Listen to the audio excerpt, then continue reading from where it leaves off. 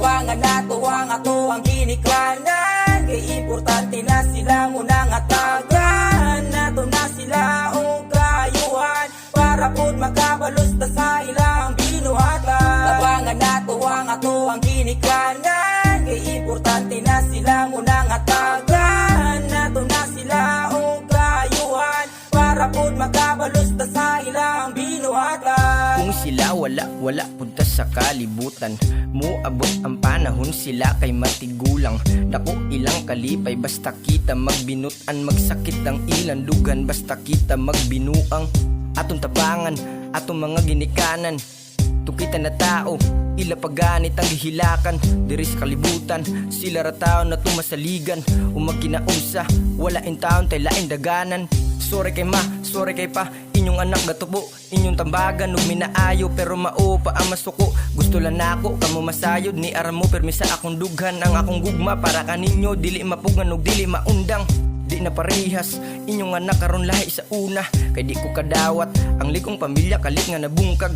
Bisag unsaon siguro wala na jud koy mabuhat akong balikon mga niagi kung siguro ako lang nga matuman. Tabangan nato ang ato ang ginikanan, kay importante na sila munang atagan. Nato na sila o kayuhan, para pud makabalos ta sa ilang binuhatan. Tabangan nato ang ato ang ginikanan, kay importante na sila munang atagan. Nato na sila o kayuhan, para pud makabalos ta sa ilang binuhatan. Ako ang tabangan para malipay atong ginikanan sa tong binuhatan. Kana sila pirmi natong hatagan o kaayuhan para mabawi ang ilahang inaguan. Dili talikdan ang atong pamilya, isa pa diya dili pud pasagdan. Sila ang kusog kay siyempre natural sa ilahang magyuta mo duol. Bisan nagkalisod ang among pamilya, andam gihapon mi mo bangon. Makahuman rago pohon sa ako ang pag-eskwela, unahon gyud nato ang atong pamilya pati na pud ang ato ang mamagpapa. Panggaon pa natog maayo, dili wala ang respeto. Bisag ako medyo bugoy, dili dapat palabaron ng ilang ulo.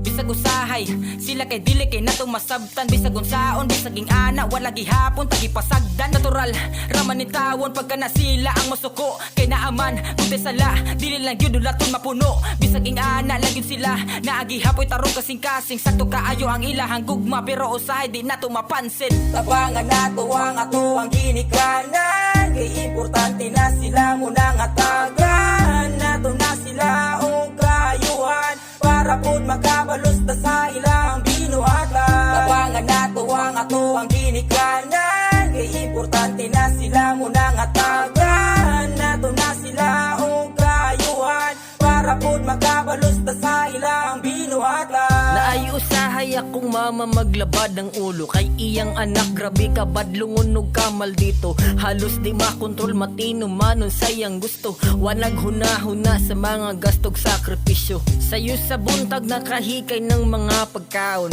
Ang mga sakop kay muskwila unya ngayog baon.